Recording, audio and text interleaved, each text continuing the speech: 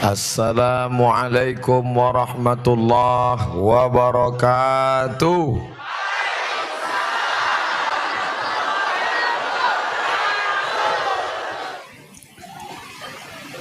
Anak raja pergi ke Makkah, pergi Makkah membawa karbon.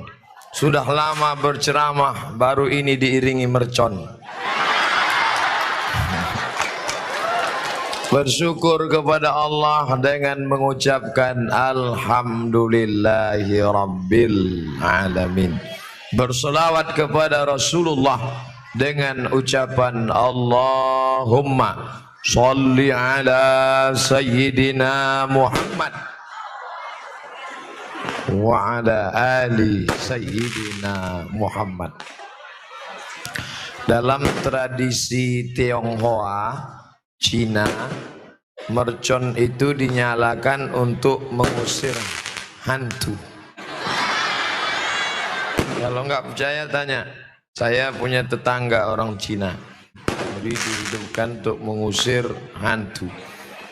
Tapi ada teman saya, dia diundang oleh orang Cina baca doa.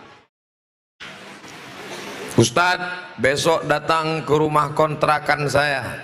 Kenapa? Baca doa. Loh, kita kan beda agama. Pokoknya kami udah coba, setannya nggak lari.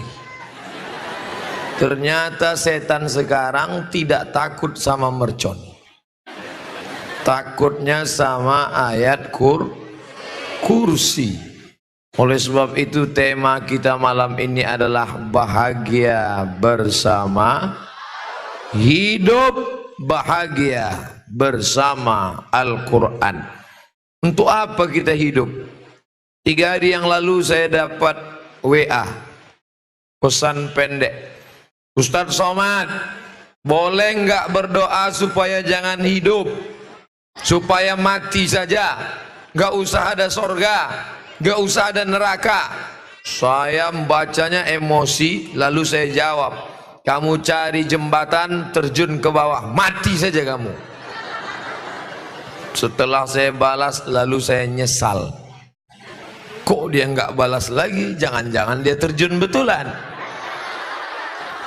Padahal sebenarnya jawabannya sudah ada dalam juz 29.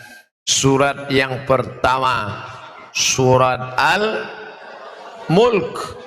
Tabarakalladzi biyadihil mulku wa huwa ala kulli syai'in qadir. Alladzi khalaqal mauta. Allah yang menciptakan mati, wal hayata. Allah yang menciptakan hidup. Untuk apa Allah buat hidup dan mati? Liyabluwakum ayyukum ahsanu amala. Allah buat kita hidup sampai malam ini karena Allah ingin kita beramal. Makanya malam ini semua yang hadir ini insya Allah bernilai amal soleh. Amal soleh, bukan amal somat. Man kharaja fi talabil ilmi, siapa yang keluar rumah dengan niat menuntut ilmu, fahuwa fi sabilillah, maka dia sama seperti orang yang berjihad fi sabilillah di Palestina.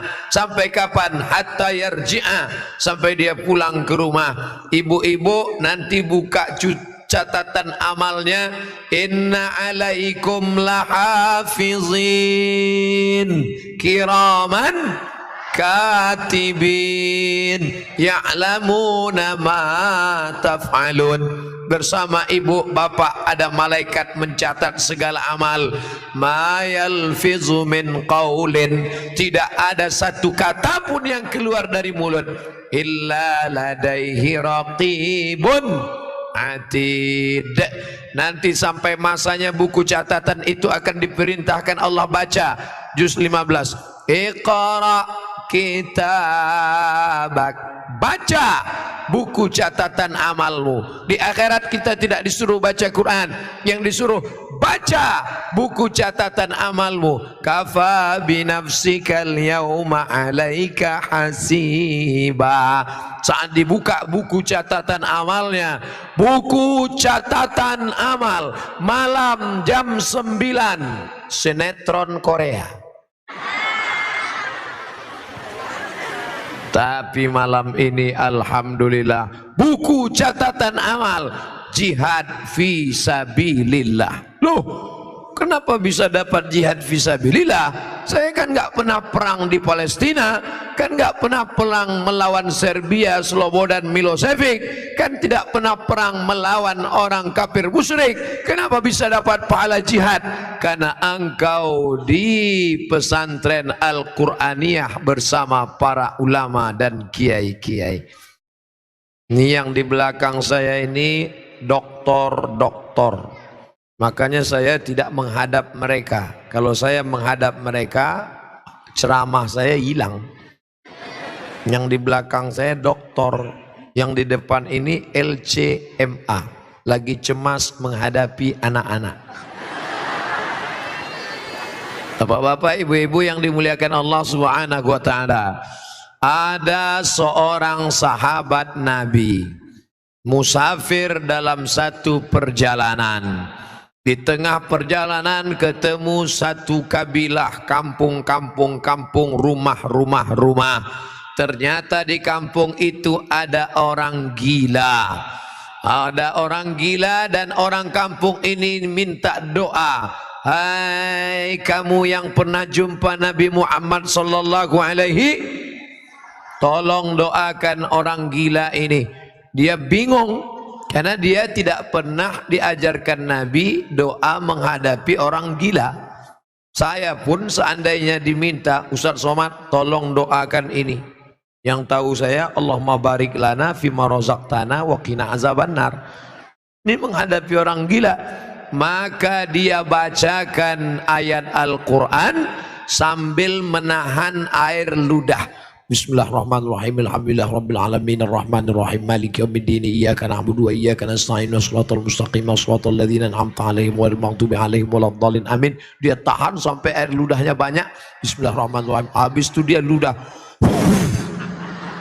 Dan orang gila itu sembuh. Riwayat ini ada dalam buku 37 masalah populer, ditulis oleh Abdul Somad LCMA. Ketika membahas tentang apakah kalau perbuatan itu tidak dibuat Nabi, apakah bid'ah? Karena ada orang sekarang mendefinisikan kalau tidak dibuat Nabi bid'ah. Itu perbuatan tidak pernah dibuat Nabi. Nabi tidak pernah mengajarkan ayyuhalladzina amanu, hai orang-orang beriman, kalau kamu ketemu orang gila, bacalah Al-Fatihah banyak-banyak sambil tahan air ludah. Setelah itu puih. Tapi ternyata gilanya sembuh. Yang menyembuhkan itu siapa? Innama amruhu idza arada syai'an ayyaqula lahu kun. Nanti kalau ketemu orang gila baca. Tapi kita biasanya ketemu orang gila ayatnya udah hilang duluan. Saudaraku yang dimuliakan Allah Subhanahu wa taala.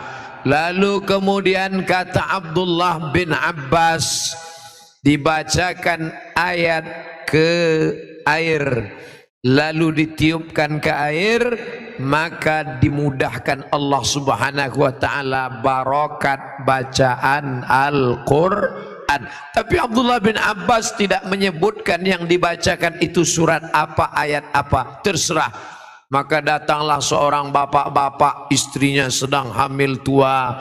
Lalu kemudian dia tanya sama kiai, Pak Kiai, saya mau bacakan ayat, istri saya mau melahirkan. Baca aja. Ayatnya apa Pak Kiai? Baca aja. Tolong Pak Kiai, saya nggak tahu baca ayat yang mana. Kiai dapat ilham, baca surat ini. Surat apa? Idza zulzilatil ardu zilzalaha.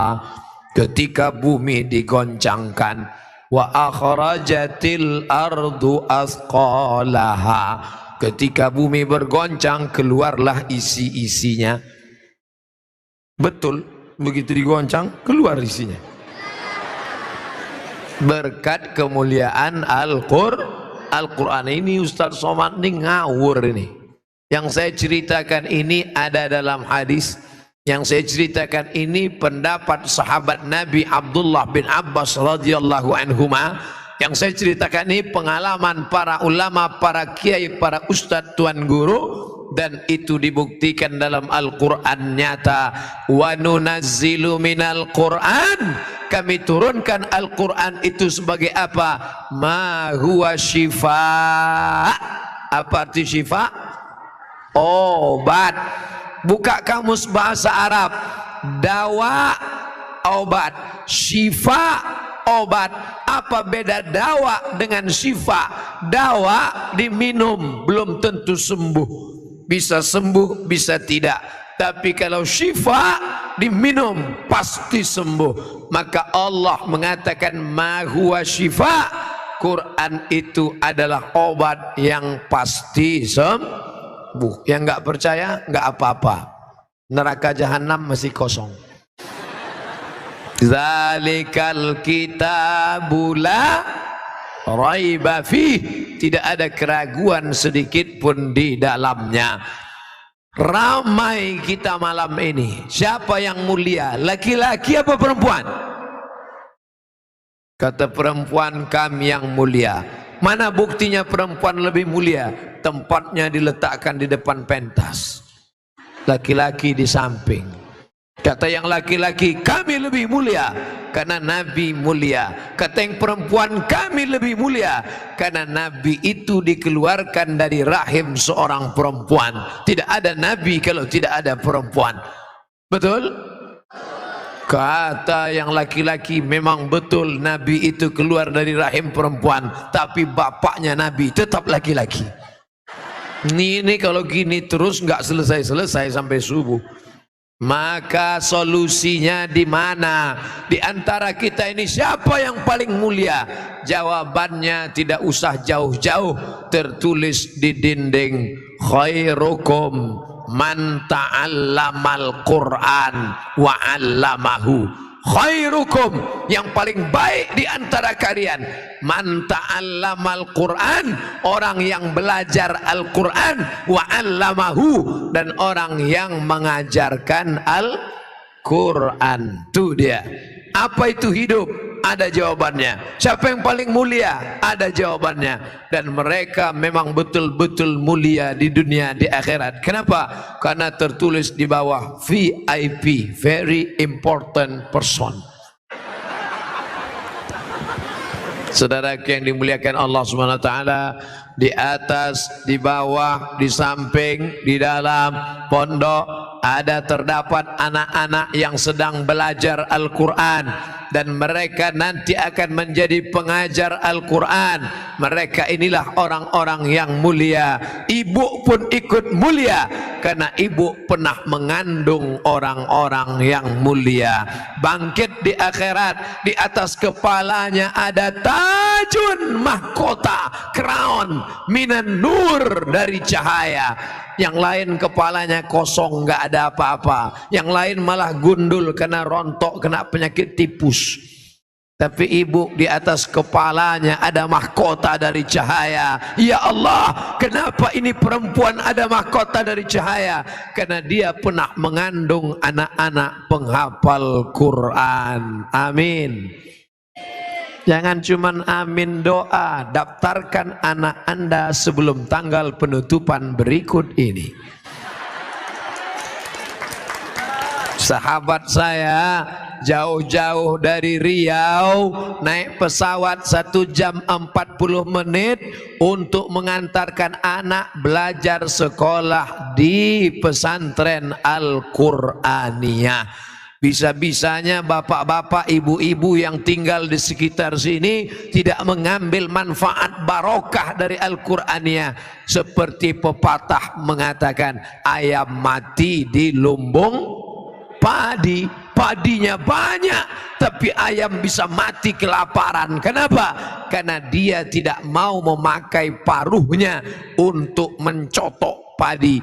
Maka ada ungkapan, jangan sampai rezeki dipatok ayam. Dulu rezeki dipatok ayam, sekarang bukan cuma dipatok ayam, lain-lain pun ikut mematoknya juga. Saudaraku yang dimuliakan Allah Subhanahu wa ta'ala, untuk apa anak kami jadi penghafal Quran? Saya nggak mau anak saya penghafal Quran, Pak Ustaz. Paling-paling nanti jadi imam tarawih. Saya nggak mau anak saya penghafal Quran, Pak Ustaz.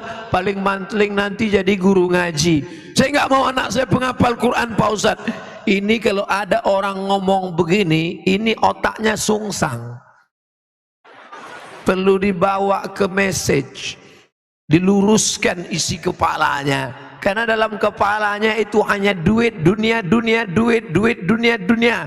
Sengaja Allah ciptakan lambung dengan otak jaraknya 3 jengkal. 1, 2, 3. Ini lambung, ini otak, supaya otakmu jangan cuman mikir lambung. Ada nggak makhluk yang otaknya dekat dengan lambung? Ada, udang. Maka disebut otaknya otak udang. Di situ otaknya, di situ perutnya, di situ taiknya, di situ lambungnya. Dunia kau kejar, akhirat tidak pernah mampir. Tapi kalau akhirat yang kau kejar, dunia akan bersimpuh di bawah tapak kakimu. Betul? Berapa banyak para penghafal Quran yang dimuliakan Allah Subhanahu wa ta'ala. Saya dengan mata kepala saya sendiri melihat orang-orang yang mau menerima calon menantu. Aku nikahkan engkau dengan anakku dengan mahar emas seberat 1 kilogram. Begitu 2 hari kemudian datang debit kolektor, rupanya kredit. Habis kau cari dunia, tinggal. Tapi ada orang yang menerima Al-Quran. Aku nikahkan engkau dengan anakku dengan mahar mengajarkan surat Ar-Rahman tunai. Hari ini menjadi orang yang ternama, dimuliakan. Namanya siapa, Pak Ustadz? Nggak boleh sebut nama, menjaga kode etik jurnalistik. Siapa yang memuliakan? Tu'izzu man tasya', Allah yang memuliakan. Dan kalau Allah mau menjatuhkan, menghinakan, wa tuzillu man tasya'. Ustadz Somad, saya nggak mau anak saya jadi ustadz, nanti kurus kayak Ustadz Somad. Anakmu hafal Quran bukan berarti selamanya semuanya. Lihat bakatnya kemana. Kira-kira anakmu ini hobinya kemana? Anak saya ini kemana-mana bawa martil, Pak Ustadz. Masukkan fakultas hukum. Nanti dia akan jadi hakim konstitusi. Setuju? Dia yang akan memutuskan perkara-perkara hukum hebat. S1, SH, S2, MH, S3, doktor. Dari mana? Leiden University, Belanda. Kepalanya Belanda, tapi dalam hatinya ada Quran 30 juz. Siap? Siapa bilang tidak bisa? Masukkan pesantren. Di pesantren hafal Quran, bahasa Arab mantap, bahasa Inggris oke. Pulang kampung, Assalamualaikum. Waalaikumsalam. How are you today? Apik tenan.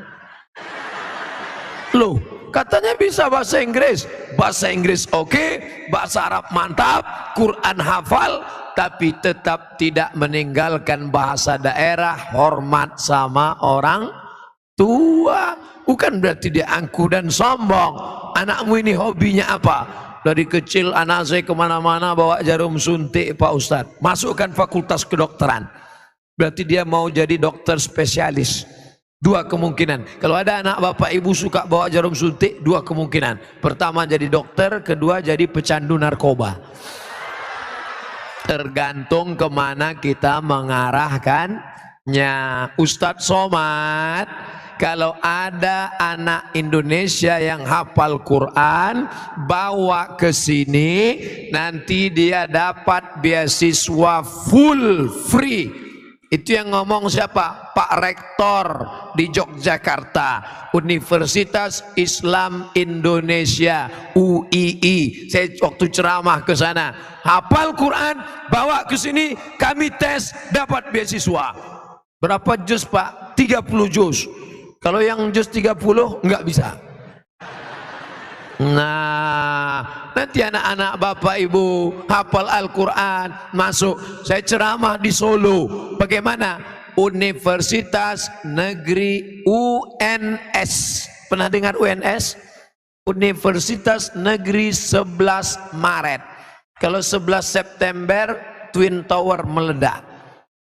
11 Maret Super Semar, surat perintah 11 Maret, Universitas Negeri 11 Maret.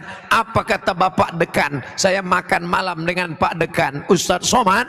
Universitas 11 Maret bukan sekolah Islam, bukan universitas Islam, tidak bawa-bawa nama Islam, tapi di sana ada 160 anak penghafal Quran diterima beasiswa full. Itulah jihadnya para rektor. Mudah-mudahan rektor-rektor se-Indonesia akan menerima anak-anak kita penghafal Quran. Allahu Akbar. Ustadz Somad, 100 anak hafal Quran kami angkat jadi guru SMP, SMA, SD, TK, MDA. PNS Pak, mohon maaf Ustadz, PNS belum bisa karena kuota terbatas, tapi gajinya full. Duitnya dari mana? APBD. Apa namanya? Honda. Loh, kok bukan Yamaha? Honda, honor daerah. Siapa yang memberi? APBD. APBD dari mana? Punya rakyat. Ini di mana? Kota Jambi. Saya ceramah di Jambi. Apa program keislaman di Jambi? 100 anak penghafal Quran diangkat menjadi guru. Ada yang PNS, ada yang honor daerah, ada yang pegawai kontrak. Maka semangat Islam bangkit. Inilah pemimpin-pemimpin yang mendapatkan syafaat pada hari tidak ada yang bisa menolong. Hai Bapak Gubernur, hai Bapak Bupati, hai para pejabat, ibadahmu bukan baca Yasin, ibadahmu bukan sholat duha, ibadahmu bukan sholat tahajud. Karena siapapun bisa baca Yasin, tahajud, tahlilan, maulidan, yasinan. Ibadahmu adalah angkat martabat, angkat derajat para penghafal Quran. Allahu Akbar. Ustadz Somad, kami sebetulnya mau mengambil APBD untuk para penghafal Quran. Kenapa tidak kamu ambil? Kami nggak bisa. Kenapa tidak bisa? Karena tidak ada payung hukumnya. Yang buat payung hukum siapa? APBD dari daerah bisa diambil oleh bupati, gubernur, wali kota melalui payung hukum bernama Perda, peraturan daerah. Peraturan daerah itu yang buat siapa? DPR. Yang angkat DPR itu siapa? Ibu. Yang angkat DPR itu ibu. Makanya ibu luar biasa. Ini sedang bangkit, namanya gerakan emak-emak. Kenapa Ustadz katakan ibu? Kenapa bukan bapak? Karena bapak disetir oleh ibu. Papa, kalau nggak milih nanti. Saudaraku yang dimuliakan Allah Subhanahu wa Ta'ala, kerumunan malam ini akan berubah menjadi kekuatan. Takbir. Kekuatan apa? Bukan berarti bakar, hancurkan, ratakan. Bukan. Kita negara demokrasi. Demokrasi suara terbanyak, itulah yang menang. Maka orang banyak ini akan memilih wakil-wakil rakyat. Pilihlah orang yang memperjuangkan Al-Quran. Amin. Nanti wakil-wakil rakyat, calon-calon akan datang membawa satu gulung karpet. Ibu-ibu, bapak-bapak, pilih saya. Kalau saya menang, nanti saya kasih karpet. Ini DP-nya. Kalau saya kalah, yang DP ini saya jemput lagi. Pak, jangan bawakan kami karpet. Karpet kami sudah tebal, sudah mantap. Jangan bawakan kami kipas angin. Kipas kami sudah mantap, pakai air lagi. Jangan bawakan kami lampu, lampu kami mantap sampai ke langit. Tapi buatkan peraturan daerah bahwa anak-anak kami dapat beasiswa, bahwa APBD akan dinaikkan, pondok pesantren dapat bangunan, pondok pesantren dapat bantuan. Nanti bapak mati dimakan cacing tanah. Oh, jangan keras gitulah, nggak sopan. Bapak mati dimakan cacing tanah, maka pahalanya mengalir. Berapa lama engkau duduk di sana? 5 tahun, 10 tahun. Setelah itu pensiun, stres, depresi, stroke, mati. Tapi ada yang akan tetap kekal abadi. Apa dia? Bantuan-bantuan untuk para penghafal Quran. Mereka baca Quran pagi, petang, siang dan malam. Mengalir pahalanya ke makam-makam para bupati, para gubernur, wali kota, pejabat yang pernah menolong agama Allah. Intan surullah, kalau kau tolong agama Allah, yansurkum, Allah akan menolong kamu. Wa yuthabbit aqdamakum, Allah akan mengokohkan, menegakkan kaki kamu. Pada saat orang tidak bisa berdiri, engkau gagah berdiri menghadap Allah subhanahu wa ta'ala. Amin. Siap memilih wakil-wakil rakyat yang menolong agama Allah? Jangan ada dusta di antara kita. Saudaraku yang dimuliakan Allah subhanahu wa ta'ala, ini nampaknya Ustaz Somad udah mulai ngomong-ngomong politik ini. Tidak. Ustaz Somad tidak pernah ceramahnya sembunyi-sembunyi gerilya di bawah tanah. Abdul Somad ceramah di atas tanah. Apa di bawah tanah? Emang ceramah sama cacing? Yang dibicarakannya tidak pernah partai, tidak pernah bicara nama orang, tidak pernah bicara nama golongan, tidak pernah bicara nama ormas. Yang dibicarakan hanya menolong agama Allah dengan kekuasaan. Ustaz Somad hanya ceramah, bacalah Quran, bacalah Quran, bacalah Quran. Habis itu selesai. Tapi ada bupati membuat peraturan daerah, pagi-pagi masuk kantor pegawai baca Quran, one day one page. Ada namanya odoj, one day one juz. Dia enggak, dia tawar one day one page, satu hari satu lembar, satu hari satu lembar saja selesai baca. Bismillahirrahmanirrahim, lillahi ma fis samawati wa ma fil ard. Maka orang yang di kantor itu sudah mendapatkan barokah. Wa idza quri'al Quran, kalau Quran dibacakan, fastami'u lahu, dengar baik-baik, wa ansitu, diam, la'allakum turhamun, maka mendapat rahmat. Dibacakan Quran di kantor, kantornya mendapat rahmat. Dibacakan Quran di rumah, rumahnya mendapat rahmat. Bayangkan ibu punya anak hafal Quran, satu hari dia ulang 2 juz, satu bulan dia khatam 2 kali, satu tahun dia khatam 24 kali, maka mengalir pahalanya setelah ibu meninggal tanpa dia bacakan.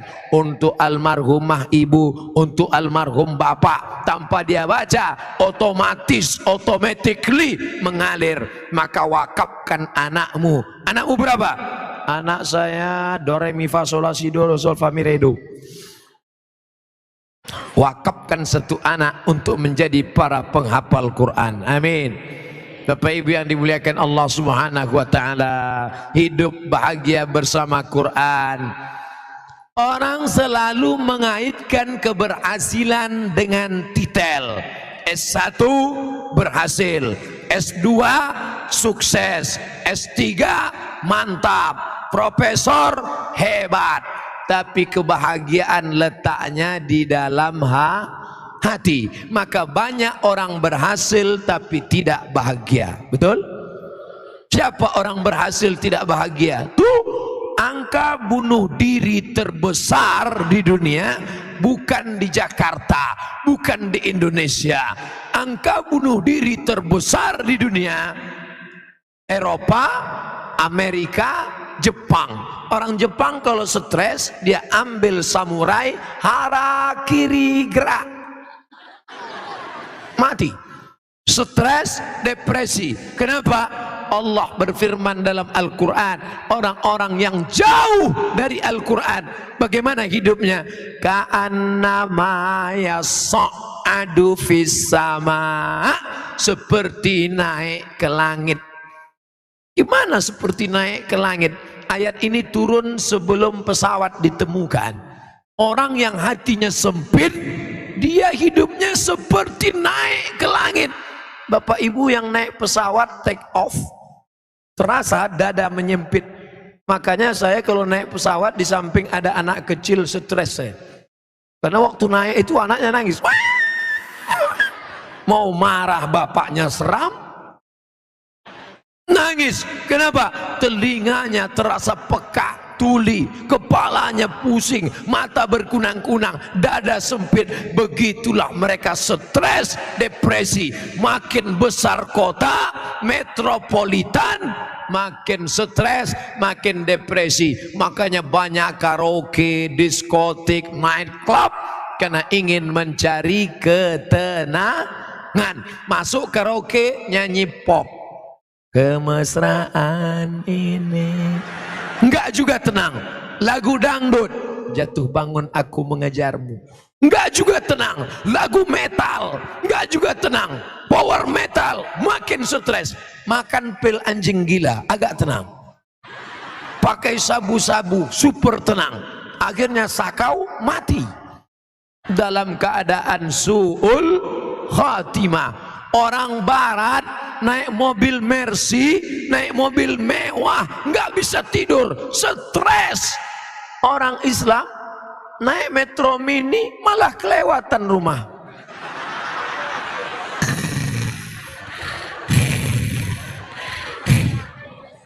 Batinnya tenang. Siapa yang menenangkan batinnya? Ala bidzikrillah, orang yang banyak berzikir mengingat Allah, membaca Al-Quran. Bidzikrillahi tatma'innul qulub, hati menjadi tenang. Pulang suaminya, uang belanja tidak ada, pergi pagi pulang petang, peras keringat banting tulang, yang dibawa cuman es krim. Kenapa buang, Pak? Dia jualan es krim, hujan dari pagi sampai sore. Istrinya nggak stres. Mama, apa boleh buat? Kita tidak dapat uang. Apa kata istrinya? Tenang aja mas, kita makan es ini bersama-sama. Sehat. Apa kata suaminya? So sweet mama. Hatinya tenang, karena dia sudah diajarkan dalam Al-Quran. Ma asaba min musibatin, tidak ada satupun musibah yang menimpamu di dunia, di akhirat, melainkan sudah disebutkan Allah dalam Lauhil Mahfuz, sudah tertulis sebagai takdir. Kita hanya berusaha, berdoa, tawakal. Datang baik, alhamdulillah. Datang yang baik, astaghfirullah. Astaghfirullah Rabbal baraya, astaghfirullah minal khataya. Man lazimal istighfar, siapa yang banyak-banyak beristighfar, 3 janji Allah. Ja'alallahu lahu min kulli dhiqin makhraja, setiap kesempitan hatinya diberikan kelapangan. Wa min kulli hammin faraja, setiap masalahnya diberikan solusi, jalan keluar. Wa razaqahu min haitsu la yahtasib, dia diberi rezeki dari jalan yang tidak disangka-sangka. Wastaghfiru rabbakum, Allah memerintahkan dalam Al-Quran, mintalah ampun kepada Allah atas segala silap dan salah. Saya nggak ada salah, saya nggak pernah silap, saya nggak pernah lupa. Kalau ada orang bicara begitu ibu, kalau ada orang ngomong begitu bapak, saya nggak pernah salah, saya nggak pernah lupa, saya nggak pernah silap. Saat itu dia sedang silap, salah dan lupa. Kenapa? al-insan, manusia, makanul khata' wan nisyan, manusia tempatnya lupa, silap dan salah. Manusia diambil dari kata nasia. Nasia artinya lupa. Mana contohnya lupa? Buktinya yang saya ceramahkan tadi ingat semua? Enggak, saya aja yang ceramah enggak ingat. Tapi alhamdulillah ada saudara kita dari Jepang yang baik. Dia jajah kita 3 tahun setengah, tapi setelah merdeka dia baik. Kita lupa, dia ingatkan kita. Dengan apa dia mengingatkan kita? Dengan 2, Sony dan Panasonic. Direkam, datang lagi keluarga kita, datang dari jauh di sana, dari Korea. Dia juga mengingatkan kita. Siapa namanya? Samsung. Tapi ada yang dekat dari Jawa. Siapa namanya? Oppo. Dia juga sedang mengingatkan kita dengan direkam. Makanya semua HP-HP yang merekam malam ini, insya Allah yang punya HP sama HP-nya masuk surga sekalian. Saudaraku yang dimuliakan Allah, pakailah HP untuk mengingatkan pada Al-Quran. Rekam MP3 30 juz. Maka ketika lupa, pilih surat apa? Dengar sebelum tidur malam. Apa yang sering kau dengar, apa yang sering kau pikirkan, itulah yang akan datang nanti waktu sakaratul maut. Ada seorang bapak-bapak di Jakarta. Dia kena penyakit, masuk di ruang ICU. Tertulis di pintu ICU. Saya menulis seperti tulisannya ICU. Belakangan saya baru tahu arti ICU. I see you, you don't see me. Aku bisa ngelihat lo kagak bisa ngelihat gua. Aku bisa ngelihat kamu nggak bisa ngelihat aku karena matanya terpejam. Suara di situ sepi sunyi, cuman ada titik. Itu koma namanya. Kalau yang titik panjang, tidak ada suara lain, sepi sunyi. Apa kata dokter?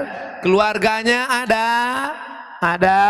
Sini keluarga, bawa bapak ini karena sudah tidak bisa tertolong lagi. Bawa pulang ke rumah. Ketika alat mau dicabut, tiba-tiba si bapak bangun dan sadar. Dokter terkejut, sadar, keluarga pun heran. Dan mereka bertanya, Bapak, dalam tidur komamu tadi apa yang kau lihat? Dalam bayanganmu itu apa yang kau tampak di matamu? Apa kata si bapak mengaku, saat saya koma itu tiba-tiba ada yang datang. Siapa yang datang? Ustadz Somad. Apa kata Ustadz Somad? Tiba-tiba Ustadz Somad bertanya kepada saya, kapan tablik akbar? Dan saya pun terbangun.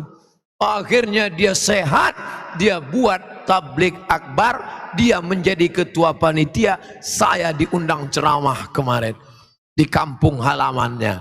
True story, kisah nyata. Dia banyak, Ustadz Somad, saya memang melihat Ustadz nyata waktu di rumah sakit itu. Saya heran, saya waktu itu nggak di Jakarta. Kok bisa dia ngelihat saya? Saya tanya pelan-pelan, Bapak selalu dengar ceramah saya? Iya Pak Ustadz, selalu ngelihat di TV. Betul Pak Ustadz, TV mana? TV One, memang beda.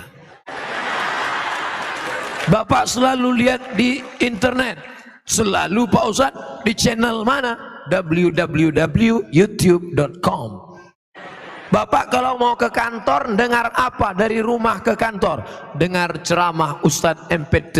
Sampai di tempat kerja saya buka HP, saya buka laptop, dengar lagi.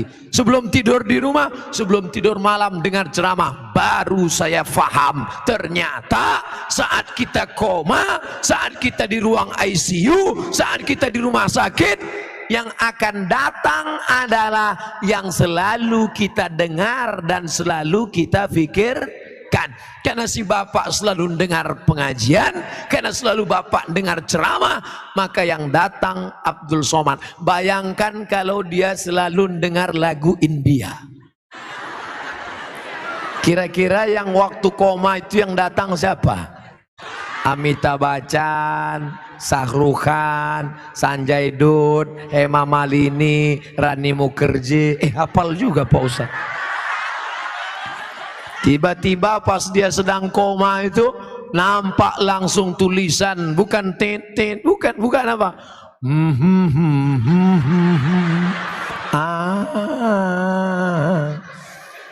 Bayangkan ketika ibu sedang koma, tiba-tiba yang datang K-pop, penyanyi Korea. Maka yang selama ini masih dengar lagu dangdut, keong racun, kucing garong, kabika cika bigam, coach kotahi, cinta satu malam, stop, robah menjadi suara anak-anak dari pesantren Al-Qur'aniyah. Siap? Nih, mereka yang hafal Quran nanti, sekarang, nanti malam terngiang suara ayat-ayat di telinga mereka. Inna sam'a, pendengaran, wal basar, penglihatan, wal fuad, hati, otak dan pikiran. Kullu ulaika kana anhu mas'ula, semua akan disoal, semua akan ditanya, semua akan dituntut di hadapan Allah Subhanahu wa ta'ala. Sekarang mahar pernikahan melambung. Kamu kenapa belum nikah? Belum ada modal, Bos. Kenapa? Calon mertua saya minta emas 1 cuci tangan. Akhirnya anak muda unjuk rasa bawa karton. Turunkan harga mahar, turunkan harga mahar, turunkan harga mahar. Kalau mahar tinggi, maka zina murah. Betul. Kalau anak muda ini yang mau menikah, maharnya dibuat tinggi, maka mereka akan melakukan perbuatan maksiat. Makanya kalau ada anak lajang meminang, tanya dia, kamu mau minang anak saya?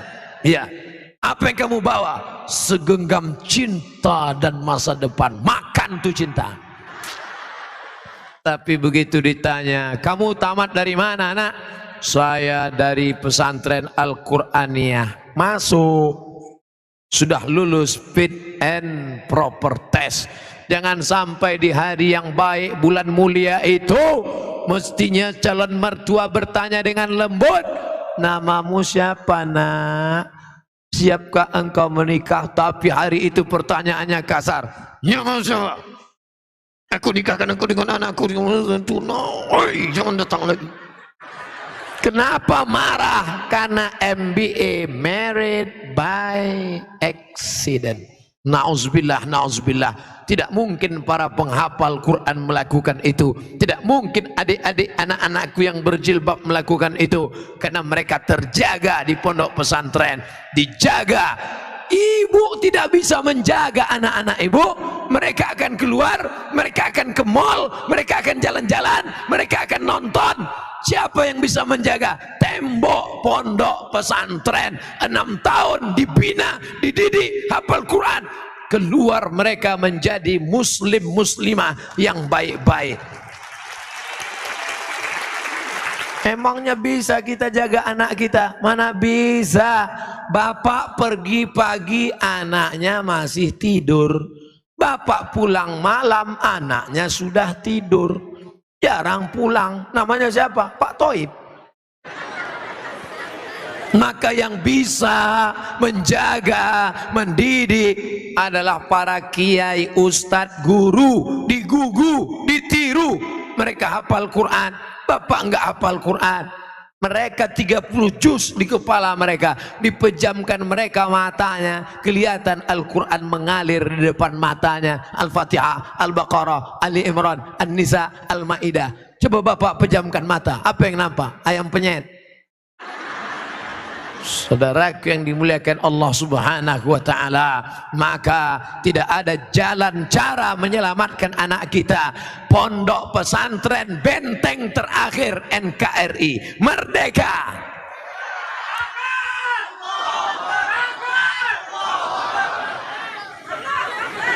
Udah.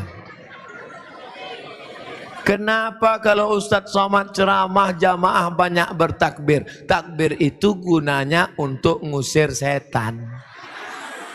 Kalau ada jamaah yang nguap, at-tasa'ub minasyaiton, menguap itu termasuk cara ciri diganggu setan. Makanya kalau nguap disuruh tahan. Nguap tidak boleh mulut dilebarkan seperti kuda Nil. Kenapa mulut tidak boleh dilebarkan? Karena kalau mulut dilebarkan, pernah suatu kejadian terjadi, true story, kisah nyata, di ruang rumah sakit nganga. Kenapa? Engselnya bergeser. Maka disuruh tahan. Idza tasa'aba ahadukum, kalau kamu menguap, falyarudda mastata'a, maka tahan, jangan lebar-lebar. Kalau ada orang nguap waktu pengajian, dua kemungkinan. Pertama diganggu setan, yang kedua cacingan. Alhamdulillah, dari tadi saya tausiah sekiri ke kanan, saya lihat nggak ada yang nguap. Saya biasanya ceramah 60 menit sesuai yang tertulis di botol 600 ml. Tapi kadang-kadang ini saya langgar juga. Kenapa? Kalau saya lihat ada 2-3 orang nguap, saya langsung berhenti. Tapi alhamdulillah tidak ada. Takbir tadi untuk mengusir setan yang sudah mulai menggoda. Datang setan membawa kipas. Nina bobo. Oh, itu setan jadul. Kalau setan yang keren namanya setan milenial. Nah, dia tidak pakai kipas lagi, dia bawakan AC. Jadi Pak Ustadz, setan itu keren-keren juga. Baca buku Isa Daud. Isa Daud wartawan dari Kairo, Mesir. Dia tulis Al-Hiwar Ma'a Jinnil Muslim, dialog dengan jin Islam. Buku itu pernah bestseller di Indonesia, buku terlaris di Indonesia. Begitu saya sampai di Mesir, ternyata bukunya di kaki lima, nggak laku. Membuktikan orang kita suka dengan jin. Nama komunitasnya jin. Jin terbagi dua, jin muslim dengan jin kafir. Jin kafir namanya setan, induknya namanya iblis, GM-nya general manager. Setan bisa mati, iblis nggak mati-mati sampai hari kiamat. Setan banyak, setan. Iblis cuma satu, tunggal, only you, hanya dia saja. Setan ada namanya jin korin. Jin korin yang ikut waktu kita lahir. Waktu saya lahir, jinnya ikut. Saya ceramah, dia ikut. Nanti kalau saya meninggal dunia, tiba-tiba ada orang DKI Jakarta kerasukan, suaranya mirip seperti suara saya. Assalamualaikum. Kamu siapa? Saya Abdul Somad LCMA. Tapi Ustaz Somad sudah meninggal. Aku rohnya. Itu bukan roh saya, itu jin korin yang nyamar. Kenapa? Karena dia ikut saya kemana-mana. Saya mati, dia masih hidup, nggak mati-mati. Namanya jin korin, ikut kemana-mana. Tapi ada jin yang tidak mengikut manusia. Dia di pinggir jalan, di pohon-pohon kayu. Ini namanya jin non-job. Nggak jelas kerjanya. Kedua-dua jin ini mengganggu penghafal Quran. Selamat dari jin. Kenapa? Faman a'rada an dzikri fa inna lahu ma'isyatan dhanka. Siapa yang lupa mengingat aku, lupa berzikir menyebut aku, maka hidupnya akan sempit. Wa nahsyuruhu yaumal qiyamati a'ma, dan dia kami bangkitkan di akhirat dalam keadaan buta. Orang hafal Quran tidak mungkin lupa, karena kalau lupa berarti dia meninggalkan hafalannya. Makanya di dalam bis, di dalam kereta api, di dalam pesawat, mulut mereka tidak berhenti qomat kamit. Mereka mengulang hafalan. Tapi tidak semua yang mulut qomat kamit itu ngulang hafalan. Karena saya pernah ngelihat orang naik motor di lampu merah, mulutnya qomat kamit. Saya sangka ngulang hafalan, rupanya handphone di samping helm. Iya,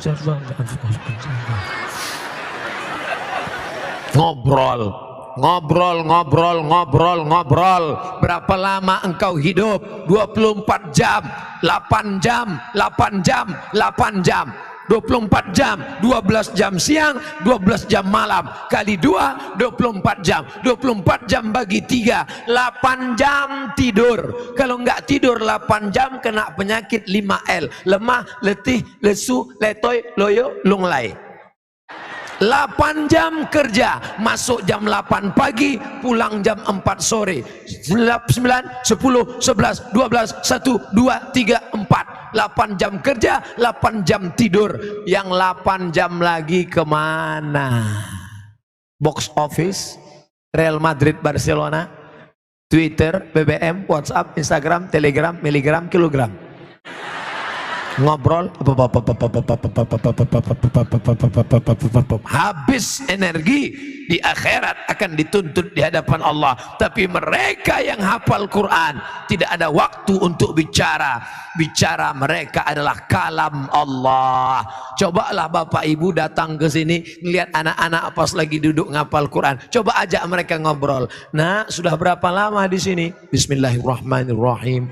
Yasin wal Qur'anil Hakim. Innaka laminal mursalin. Assalamualaikum. Salamun ala manattaba'al huda.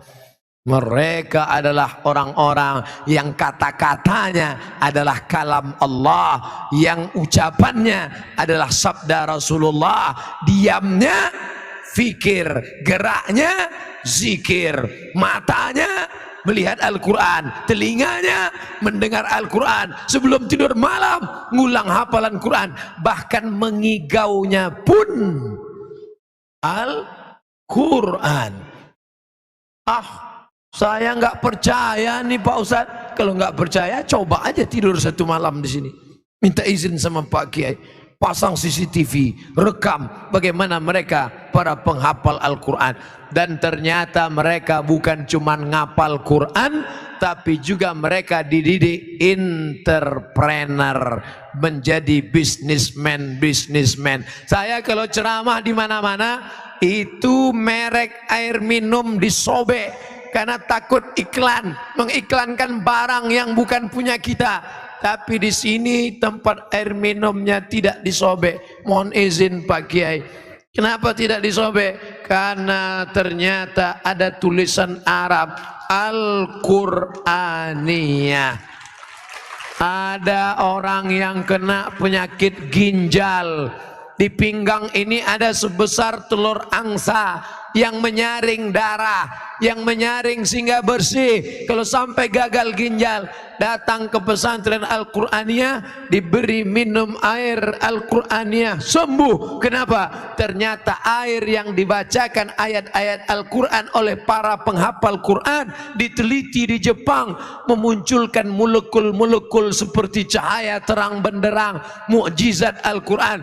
Al-Quran mengatakan air itu hidup, sumber kehidupan adalah air. Dibacakan Al-Quran yang hidup kepada air yang hidup, air menjadi hidup, menjadi obat. Terbukti, real, true story, kisah nyata. Siapa yang sakit malam nih minum, tapi jangan yang ini punya Kiai. Makasih Kiai.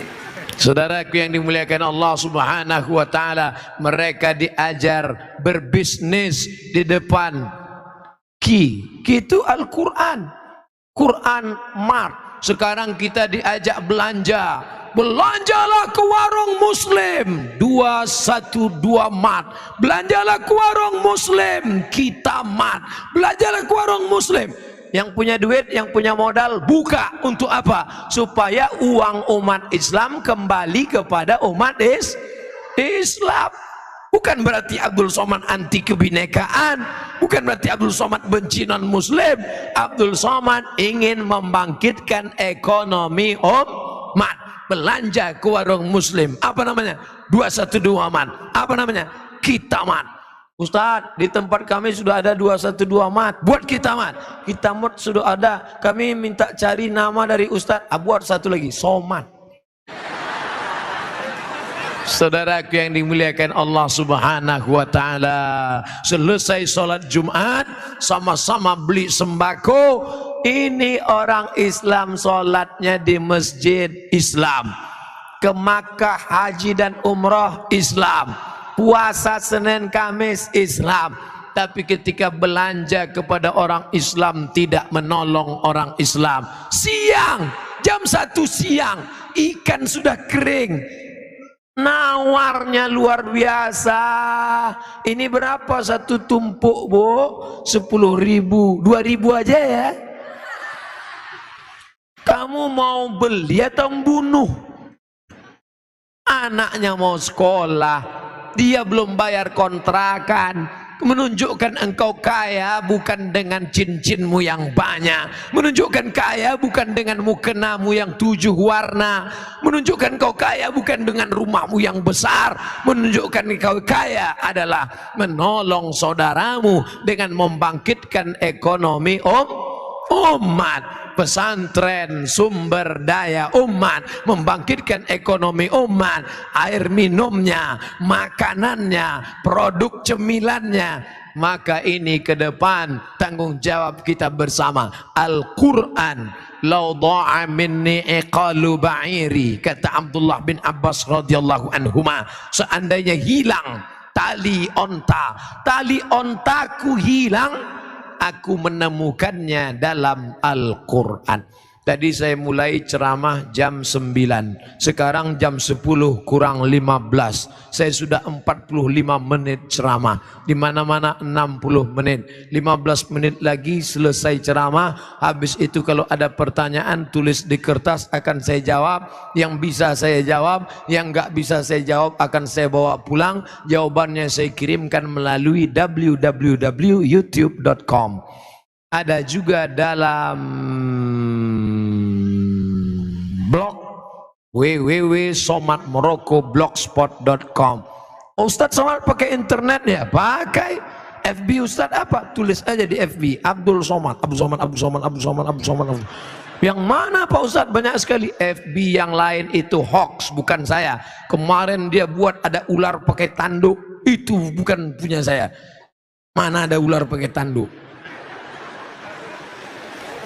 Jadi FB Ustaz, FB yang punya saya cuman 1 saja, yang followernya 1.200.000. Ustaz pakai Instagram enggak? Ada Instagram. Instagramnya cuman 1 saja. Yang mana Ustaz? Banyak sekali pakai nama Ustaz. Instagram yang followernya 5,5 juta.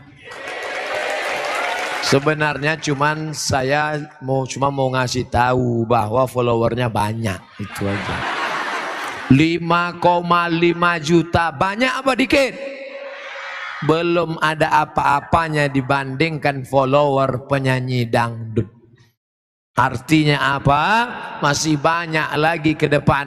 Maka anak-anakku kalian yang menghafal Quran, buat video pendek, lalu kemudian kalian upload di internet. Beli tiang. Harga tiang kamera itu 100.000. Nggak ada uang 100.000 Pak Ustadz. Pergi ke tepi sungai cari bambu, ikat pakai karet. Buat video pendek, hidupkan, ngomong sendiri. Assalamualaikum warahmatullahi wabarakatuh. Walaqad yassarnal Qur'ana lidzikri fahal mim muddakir. Saudaraku dimanapun berada, Allah mudahkan Al-Quran. Mengapa engkau tidak juga mau menghafal Quran? Hafallah. Kami di pesantren Al-Quraniyah menghafal Quran pagi, petang, dan siang dan malam. Like and share. Latihan ngomong bicara. Yang bisa ngomong, ngomong. Saya kalau ngomong nggak lancar Pak Ustadz. Ngomong saya gagap Pak Ustadz. Pernah saya coba pasang assalamualaikum. Saya ngomong nggak bisa Pak Ustadz. Oke, kamu nggak usah ngomong, tapi tulisanmu buat. Serba-serbi menghafal Al-Quran. Saudaraku, ketika aku menghafal Al-Quran dulu, buatkan novel suka duka di pesantren Al-Quran. Nanti tiba-tiba difilmkan. Macam kakak kelas kami, Ustadz Habibur Rahman El-Shirazi, pulang dari Kairo. Dia tidak ceramah, ceramahnya mantap, tausiahnya oke, tapi dia juga menulis, karyanya luar biasa. Apa namanya? Ketika Cinta Bertasbih. Apa namanya? Di Bawah Mihrab Cinta. Apa namanya? Ayat-ayat cinta. Nah, kalian buat juga. Ketika Cinta Bertasbih, sudah. Lalu kita kira cocoknya apa ya? Ketika Cinta Berkulhu. Saudara yang dimuliakan Allah Subhanahu wa taala, maka dakwah ini bisa dengan pesantren, bisa dengan ceramah, bisa dengan menulis, bisa dengan TV.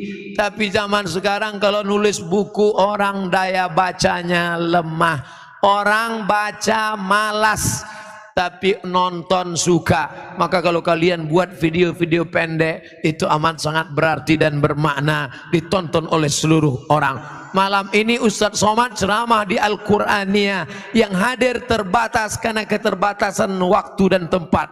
Tapi begitu rekaman ini nanti diupload di internet, ditonton orang, viewernya menonton juta orang, maka mengalir pahalanya kepada yang punya acara, kepada yang merekam, kepada anak-anak, kepada bapak ibu sekalian. Itulah yang disebut dengan amal jariah.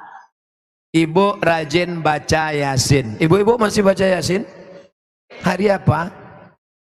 Hari Kamis, hari Jumat sore. Baca Yasin bagus.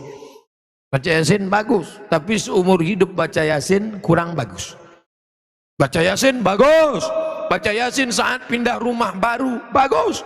Baca Yasin saat mobil baru bagus. Baca Yasin saat bini baru, ibu marah. Kenapa mesti baca Yasin Pak Ustadz? La tuqra'u fi amrin asirin. Kalau surat Yasin dibacakan pada perkara yang sulit, sulit punya anak, sulit sakaratul maut, sulit mendapat pelajaran. La tuqra'u fi amrin asirin. Kalau dibacakan pada perkara yang sulit, illa yassarahullah, Allah memudahkan urusannya. Amin. Maka kalau ibu bapak sulit urusan, baca surat Yasin. Selesai baca surat Yasin, Allahumma inni as'aluka bihaqqi surat Yasin. Aku memohon kepada engkau ya Allah berkat kemuliaan surat Yasin, mudahkanlah segala urusanku. Jangan sebutkan hajatnya nanti didengar teman sebelah. Kamu tadi apa? Mau tahu aja. Nah, tapi bacanya dari awal sampai ujung. Ini sekarang banyak orang baca Yasin ujung-ujungnya aja. Turja'un fayakun. Ibu-ibu, sore ini kita enggak lagi baca Yasin dari awal sampai ujung sama-sama. Mari kita baca, perbaiki bacaan. Kita udah undang salah satu ustadz dari pesantren Al-Qur'aniyah untuk betulin bacaan kita. Sore ini kita bacanya 5 ayat ya. Ibu dulu 5 ayat, Bu. A'udzubillahi minasyaitonirrajim. Bismillahirrahmanirrahim. Yasin wal Qur'anil Hakim innaka laminal mursalin ala siratim mustaqim tanzilal azizir rahim. Dah 5 ayat. Ibu berikutnya 5 ayat, Bu. Nah, itu tanda-tanda tuh. Jangan langsung diejek. Nggak pandai baca kan? Nggak bisa kan? Jangan. Hari gini masih mau ikut yasinan, alhamdulillah. Jangan salahkan dia. Mungkin dia belum bisa betulkan bacaannya. Besok sediakan guru mengaji khusus untuk ibu. Kalau yang malu sama-sama, panggil guru ngaji. Adik kan sudah sebaya anak-anak saya. Nanti ajarin ibu ya. Tapi ibu malu yang lain. Bisa enggak 4 mata ngajinya? Jangankan 4, 3 aja bisa baca. Mereka hafal, pejam mata mereka bisa dengar. Adik-adik anak-anak kita, untuk apa malu, untuk apa segan? Man lam yadhuq dhullat ta'allumi sa'atan, siapa yang tidak merasakan sakitnya menuntut ilmu walau sesaat, walau sejenak, walau sebentar, tajarra'a dhullal jahli tula hayatihi, maka seumur hidup dia akan merasakan kejahilan. Mulut yang tidak pernah membaca Al-Quran, rumah yang tidak pernah diisi Al-Quran, kal baitil kharib, seperti rumah yang roboh, yang hancur. La taj'alu buyutakum qubura, jangan jadikan rumah kalian kuburan, karena tidak ada Al-Quran di dalamnya. Di dalamnya ada Quran, tapi Quran akad nikah 30 tahun yang lalu, diletakkan dalam kain sutra, dibungkus dengan kayu jati, dipaku 4 pojok, nggak pernah dibuka sampai mati. diletakkan di ruang tamu. Setiap tamu yang masuk ke ruang tamu berdecak kagum melihat Quran yang indah seperti melihat kucing. Ini apa nih? Itu akad nikah kami dulu. Ini rekaman videonya, ini gambarnya, ini akad maharnya. Iya, pernah dibuka. Saya sampai sekarang orangnya suka penasaran. Gimana ceritanya orang nikah pakai mahar Al-Quran? Memangnya Ustadz dulu nikah maharnya apa? Sebentuk cincin emas tunai. Lalu orang pakai Quran ini gimana ceritanya? Saya cari baru dapat. Rupanya hadisnya begini ceritanya. Siap mendengarkan? Saya nanya, kalau dari bunyinya tadi siap. Tapi kalau siap mendengarkan, terserahlah Pak Ustadz, yang penting cepat selesai. Jadi ceritanya Nabi sedang tausiah. Begitu Nabi sedang tausiah, tiba-tiba berdiri seorang perempuan. Berani dia. Apa kata dia? Inni wahabtu laka nafsi. Inni wahabtu laka nafsi. I give myself for you. Kuberikan diriku untukmu ya Rasulullah. Dia mau menjadi istri Nabi dan diberikannya dirinya. Aku untukmu ya Rasulullah. Nabi diam, no comment. Karena Nabi terlalu lama diam, akhirnya tegak seorang laki-laki. Ya Rasulullah, kalau engkau enggak mau, untuk aku aja. Kata Nabi, serius ente mau sama dia? Iya. Iltamis walau khataman min hadidin. Pulang ke rumah, cari cincin besi.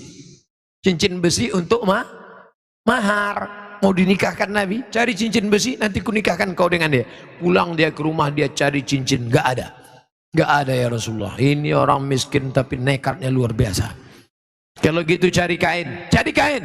Dia cari kain, dia bawa. Ada kain satu ya Rasulullah. Kain siapa? Kain saya. Untuk jadi mahar. Iya. Nanti dipakai istrimu. Iya. Kalau istrimu pakai kain, lalu kau pakai apa? Akhirnya dia diam, malu, dia pulang. Ketika dia mau pulang dipanggil Nabi. Ta'al, come here. Kenes dulu. Sini sebentar. Lalu dia pun datang kepada Nabi. Nabi bertanya, hal ma'aka minal Quran? Apakah engkau ada hafalan Al-Quran? Dia menjawab, suratu kada wa suratu kada wa suratu kada wa suratu kada. Saya hafal surat ini, surat ini, surat ini. Rupanya dia tidak hafal Quran semuanya. Hanya beberapa surat. Maka langsung dinikahkan Nabi. Zawwajtukaha bima ma'aka minal Quran. Aku nikahkan engkau dengan dia dengan mahar mengajarkan Al-Qur'an.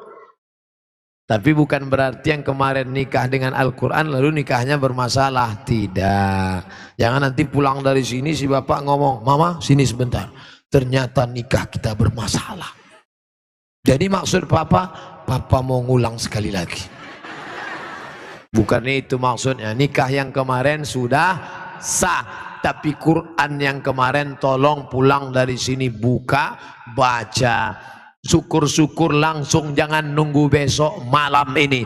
Betapa bahagianya ketika ada di antara bapak pulang malam ini, tidur cepat, setelah itu nanti dia bangun jam 2, jam 3, dia ambil air, dia percikkan ke wajah istrinya untuk ngajar Quran tahajud malam. Bangun! Itu kalau nikahnya udah 20 tahun. Tapi kalau nikahnya yang kemarin baru pengantin baru, wake up my darling, wake up my honey. Mereka pun tahajud, usolli sunnatat tahajud raka'ataini imaman lillahi ta'ala. Allahu akbar. Bismillahirrahmanirrahim.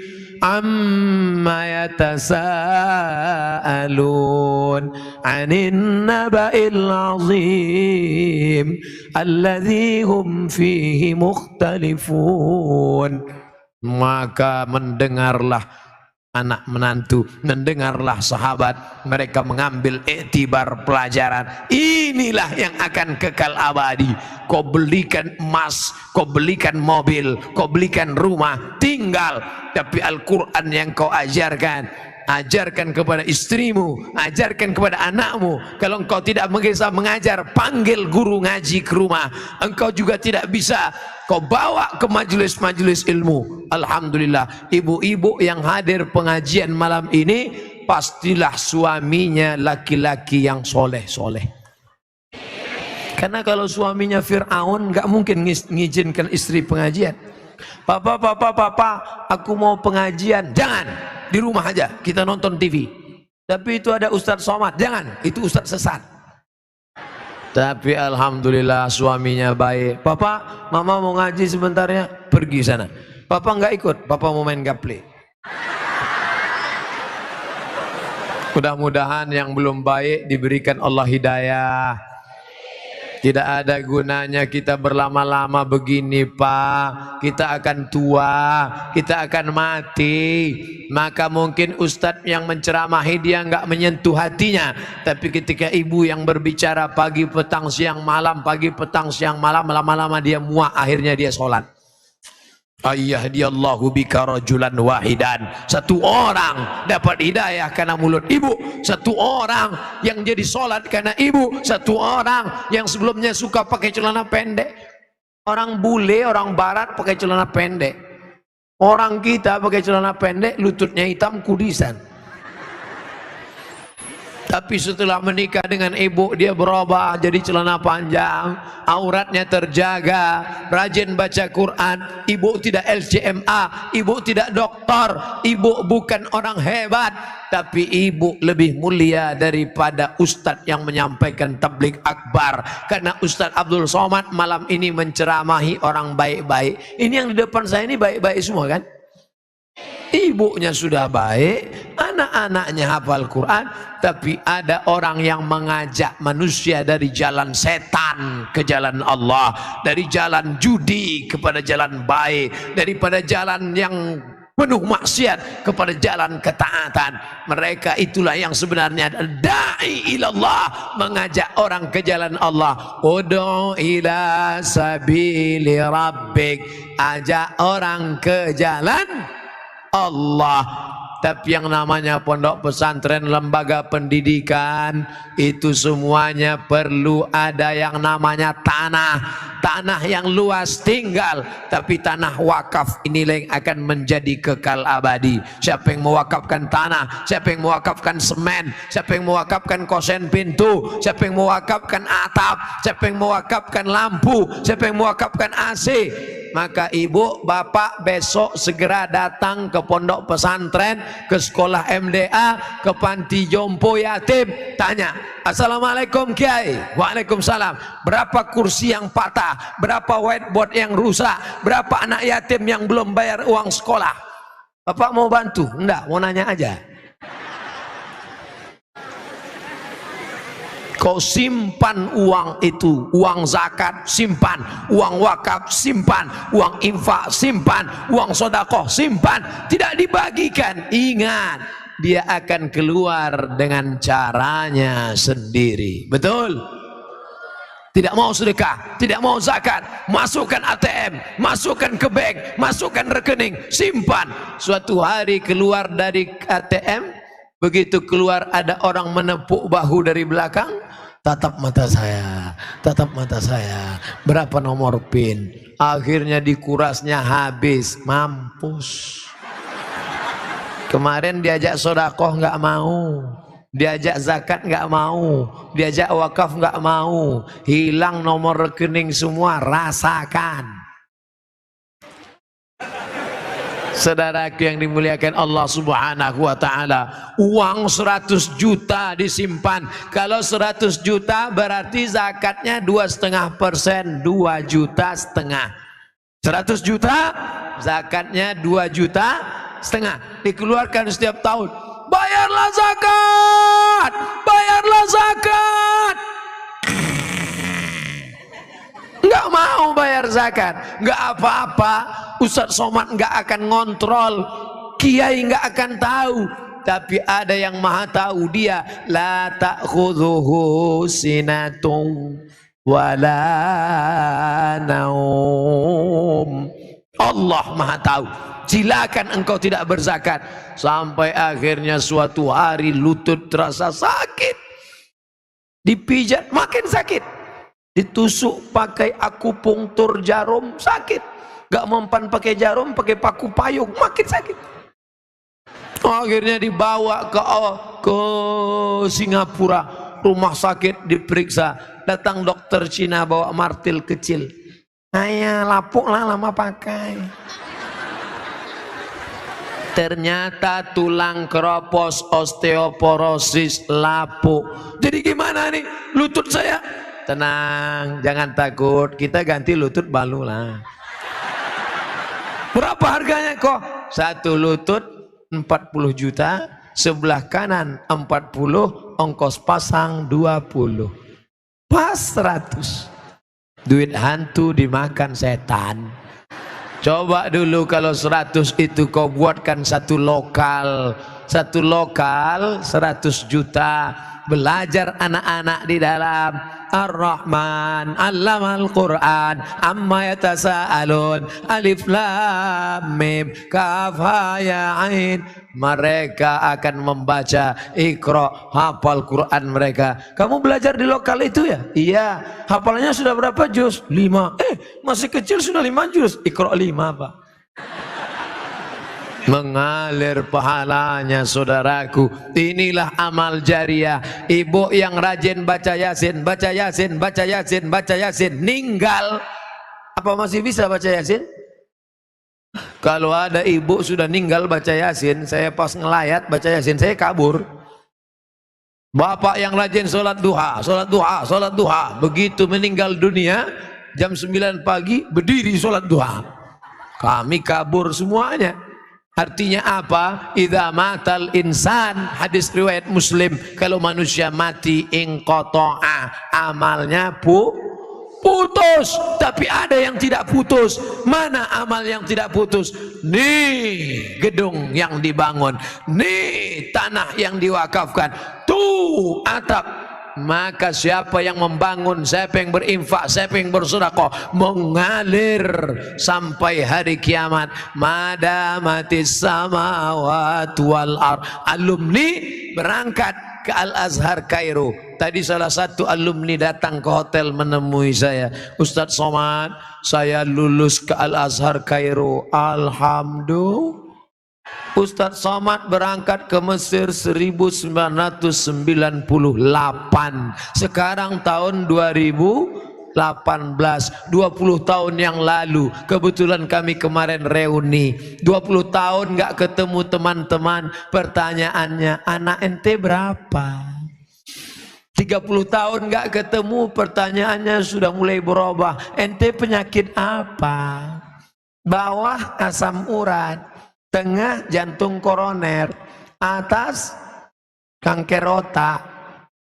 Penyakit 40 tahun gak temu, pertanyaannya sudah mulai berubah. Makam Somad di mana?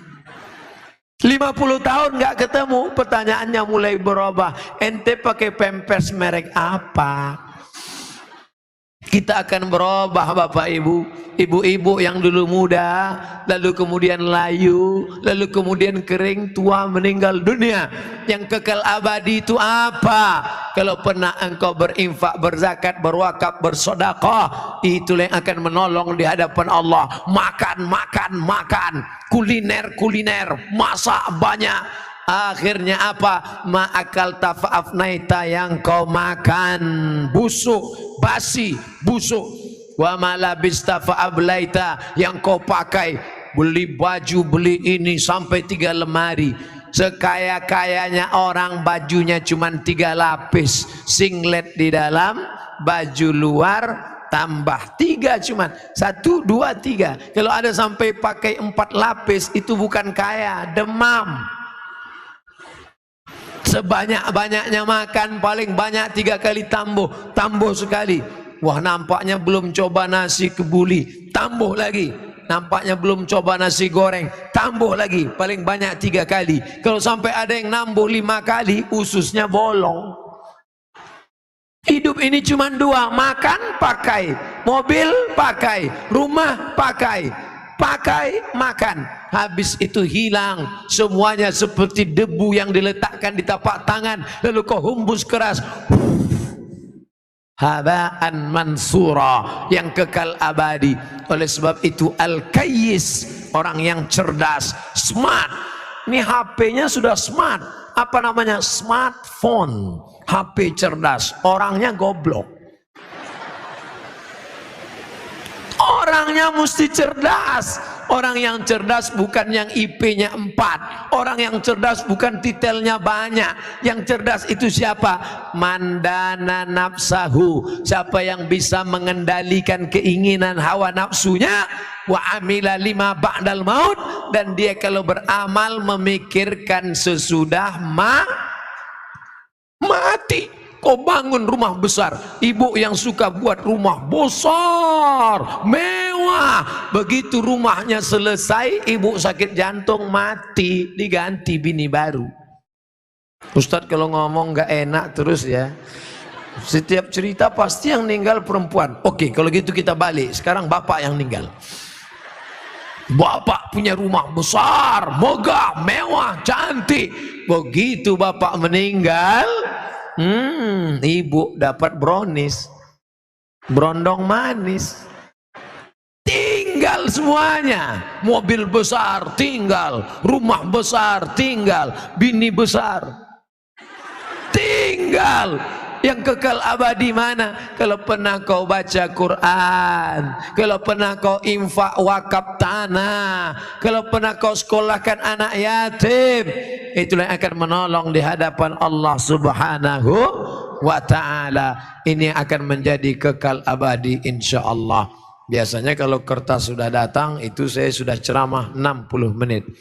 Ternyata bukan 60, sudah 70 menit saya ceramah.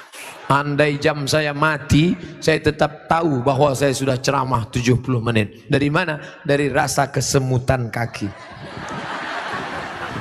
Yayasan Pendidikan Islam Pondok Pesantren Al-Quraniyah, Pondok Aren, Tangerang Selatan. Masya Allah, lambang simbolnya Al-Quran dengan pena. Al-Quran dia hafal. Dan dia tidak hanya menghafal, dia menulis. Al-ilmu saydun, ilmu itu binatang buruan. Wal kitabatu qaiduhu, tulisan adalah pengikatnya.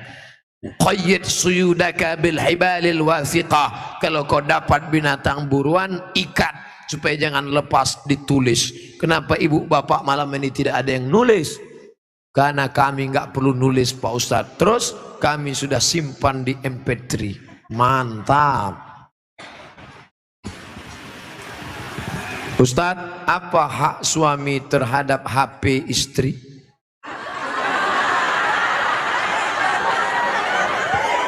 Karena banyak pertengkaran gara-gara HP.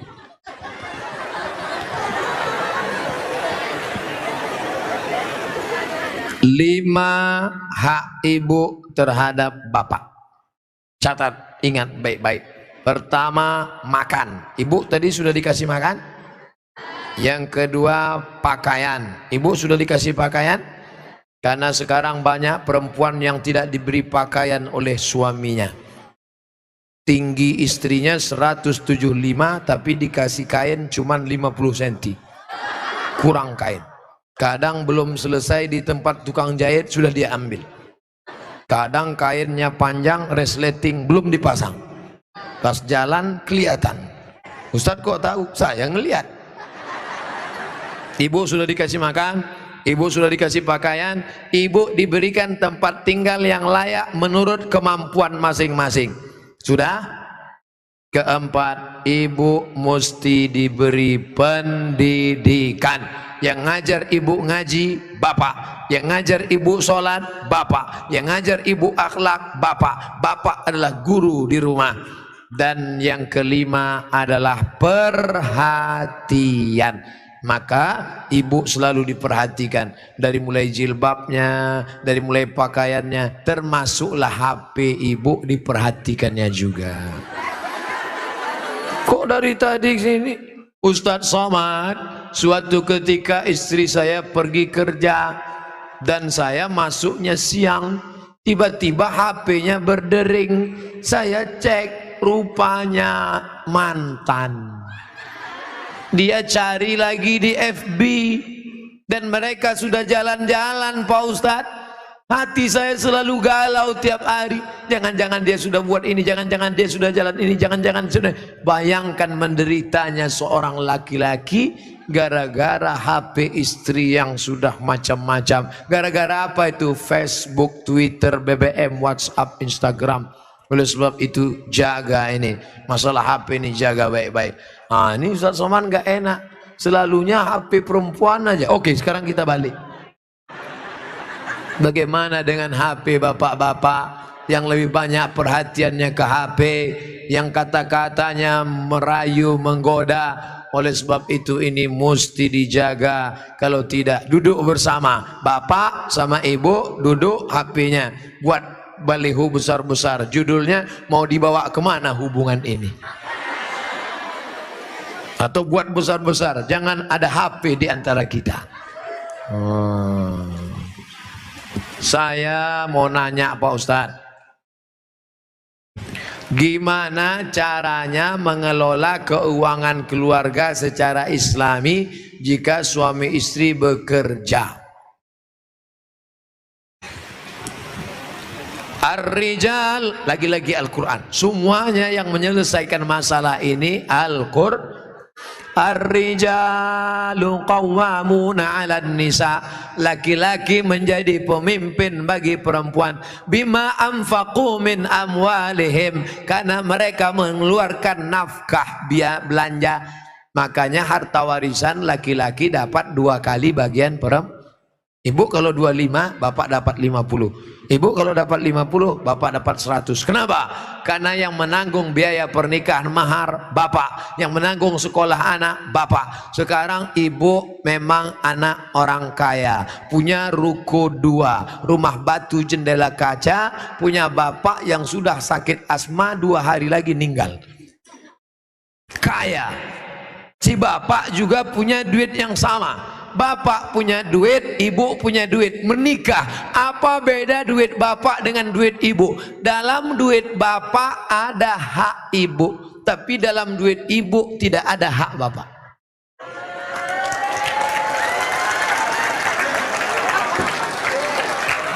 Dalam uang bapak ada kewajiban nafkah untuk ibu, dalam duit ibu tidak ada. Tapi karena ibu cinta mati, maka ibu berkata, "Mas, aku tahu engkau kere, miskin, susah melarat, tapi aku sudah terlanjur cinta padamu.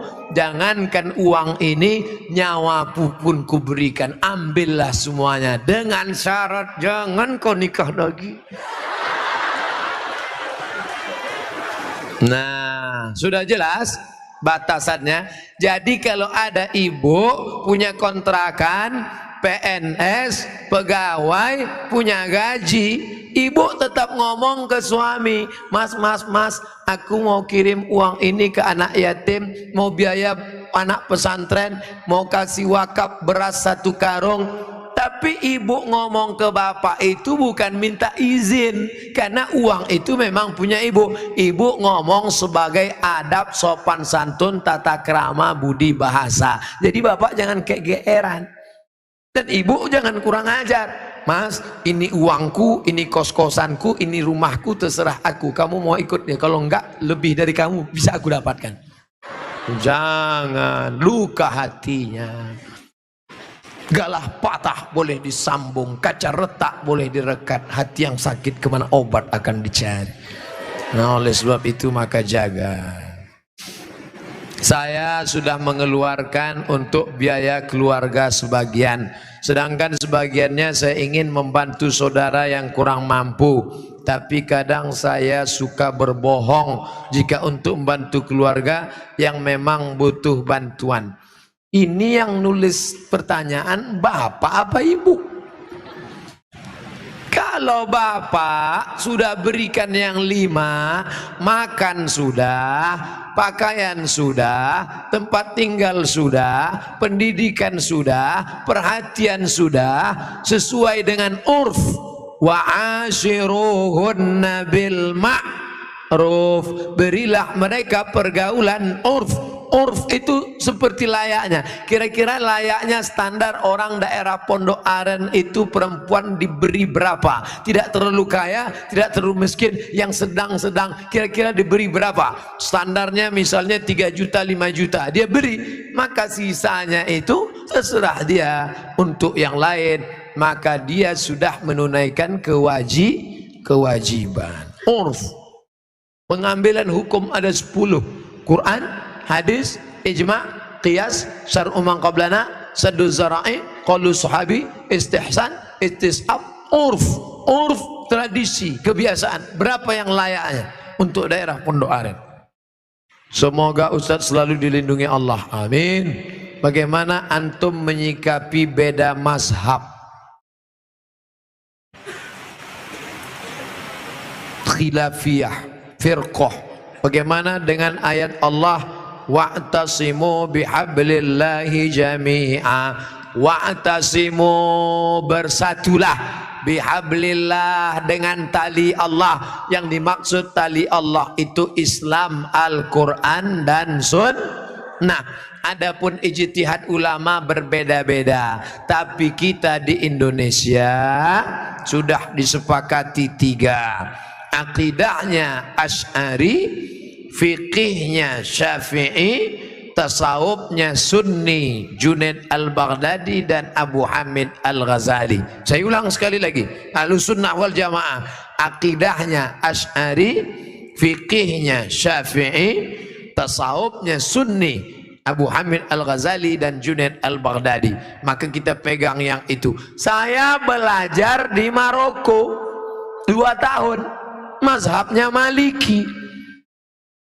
Maliki Ahlussunnah. Pertama Hanafi, nomor 2 Maliki, nomor 3 Syafi'i, nomor 4 Hambali. Keempat-empatnya Ahlussunnah. Tapi ketika saya pulang kampung, saya tidak bawa mazhab Maliki. Kenapa Ustaz tidak pakai mazhab Maliki? Andai saya pulang ke kampung, saya pakai mazhab Maliki. Mazhab Maliki kalau sholat tangannya lepas ke bawah, Allahu Akbar. Fatihahnya pakai baca kiraan Warsh, Alhamdulillahi Rabbil Alamin, Ar-Rahmanir Rahim, Maliki Yaumiddin. Mimnya pendek. Kemudian enggak pakai bismillah, Allahu Akbar, Alhamdulillahi Rabbil Alamin, enggak ada bismillah. Kunut subuhnya sebelum rukuk, walam yakul lahu kufuwan ahad. Baca kunut. Kunutnya enggak bunyi. Andai saya buat sholat subuh seperti ini di masjid dekat rumah saya, Allahu Akbar, Alhamdulillahi Rabbil Alamin, Ar-Rahmanir Rahim, Maliki Yaumiddin. Selesai sholat pasti jamaah komplain semua, tolong sholatnya diulang, tadi imamnya ISIS. Menimbulkan fitnah karena mereka tidak tahu. Di sini diajarkan qiraat sab'ah mutawatirah, ditambah 3 masyhurah, ditambah 4 syazah, 14 qiraat dipelajari di sini. Ditambah lagi nagham, bayati, sobana, awan, sika, jaharka, bayati, ras. Faham mereka tajwidnya. Tapi tidak semua masyarakat ngerti. Andai anak pesantren Al-Qur'aniyah sholat di luar masjid, dibacanya qiraat lain, walam yakul lahu kufuwan ahad, maka makmum dengar, wah ini aliran sesat ini. Bukan berarti dia salah, tapi dia takut menimbulkan fitnah. Maka dalam masalah-masalah yang kita sepakati, mari kita berlapang dada. Adapun yang kita sudah berbeda, mari kita terima perbedaan selama dia masih Ahlussunnah wal Jamaah. Syekh Abdurrahman Sudes, Imam Masjidil Haram, selama di Makkah enggak pernah pakai bismillah jahar. Allahu Akbar, Bismillahirrahmanirrahim, Alhamdulillahi Rabbil Alamin, Ar-Rahmanir Rahim. Tapi begitu beliau jadi imam di Istiqlal, Allahu Akbar, Bismillahirrahmanirrahim. Loh, kok si Abdurrahman Sudas di Istiqlal pakai bismillah jahar? Dia tahu orang Jakarta mazhabnya Syafi'i. Mazhab Syafi'i bismillahnya jahar. Mazhab Hanafi Hambali bismillahnya sir. Bismillahirrahmanirrahim. Mazhab Maliki nggak pakai bismillah sama sekali. Ketiga mazhab ini Ahlus Sunnah wal Jamaah. Tapi kalau mayoritas masyarakatnya Syafi'i, jangan bawa mazhab lain karena khawatir memecah belah umat. Menjaga persatuan lebih diutamakan daripada mengamalkan mazhab. Begitu yang diamalkan oleh para ulama. Kan ulama mengkategorikan bid'ah ada dua, bid'ah hasanah. Pertanyaannya Ustaz, kan Rasul bersabda kullu bid'atin dhalalah. Kullu bid'atin dhalalah wa kullu dhalalatin finnar. Hadis ini kata Imam Nawawi hadisnya umum. Hadis umum. Tolong belikan saya ayam. Tolong belikan saya ayam. Ayamnya umum. Ayam penyet, ayam patah, ayam pop, ayam sungsang, ayam fried chicken, ayam panggang, ayam bakar, ayam kampung, ayam hutan. Ayam apa? Setelah di jalan dia bingung. Ini ayam apa? Nelpon sekali lagi. Ayam apa? Ayam pop. Maka yang pertama tadi umum dikhususkan oleh yang kedua. Begitu juga kata Imam Nawawi yang mensyarah hadis Sahih Muslim. Kullu bid'atin dhalalah. Semua yang bid'ah itu sesat. Umum. Tapi kemudian dikhususkan oleh hadis man sanna fil islami sunnatan hasanatan. Siapa yang membuat tradisi yang baik, falahu ajruha, dia dapat pahalanya, wa ajru man amila biha, dan orang lain yang melakukannya selama tidak bertentangan dengan Quran dan Sunnah. Nah, sekarang ada orang mendefinisikan bid'ah hanya dengan 5 jari. Kalau tidak dilakukan Nabi, bid'ah. Kalau sudah bid'ah, masuk neraka. Kalau begitu pembahasannya, nanti kamu bisa memasukkan sahabat Nabi dalam neraka. Contohnya, ada sahabat Nabi yang sholat dari Isya sampai subuh ayatnya Qul huwallah. Qul maghdubi alaihim waladdallin amin. Qul huwallahu ahad Allahu samad. Rakaat kedua Qul huwallahu ahad Allahu samad. Rakaat berikutnya Qul huwallahu ahad Allahu samad. Rakaat berikutnya Qul huwallah. Itu pernah enggak dibuat Nabi? Enggak pernah. Kalau dipakai definisi, kalau enggak dibuat Nabi bid'ah, berarti salat pakai Qul huwallah dari Isya sampai subuh bid'ah, masuk neraka.